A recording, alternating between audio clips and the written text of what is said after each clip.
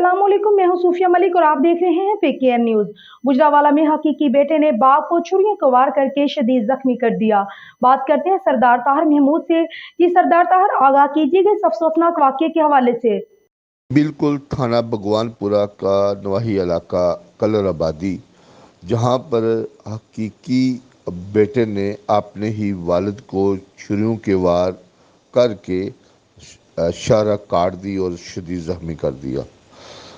तफसील के मुताबिक ऐसे है कि जो हमें इतला दी गई है पुलिस की जानिब से या अहले इलाका की तरफ से, उसमें यासर नामी नौजवान जो नशे का आदी है और घर वालों को अपने नशा पूरा करने के लिए पैसों का आए रोज़ मुतालबा करता है, जिसकी वजह से अक्सर इनके घर में ये लड़ाई झगड़ा रहता है।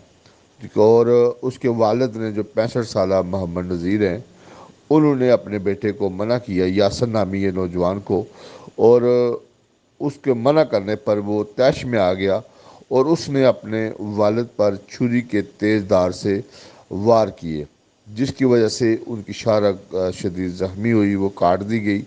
और फौरी तौर पर अहले इलाका ने चीहो पुकार सुन के, शोर की आवाज़ सुन के अहले मोहल्ला ने बीच बचाव किया और मकामी पुलिस को टेलीफोन के ज़रिए मोबाइल फ़ोन पे 15 पे कॉल करके फौरी इतला दी, जो मौके पर पहुंच आए और यासर नामी जो नौजवान है उसको पकड़ कर पुलिस के हवाले किया।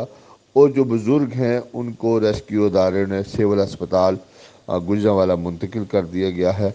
और उनका यही कहना है कि ये एक नशे का आदी है और अक्सर वो घर में इसी तरह का मसाइल पैदा करता है। आज मेरे मना करने पे ये वाक़या रोनमा हुआ है। ये अफसोसनाक वाक़या जो है थाना भगवानपुरा की हदूद में कलर आबादी है, वहाँ में पेश आया।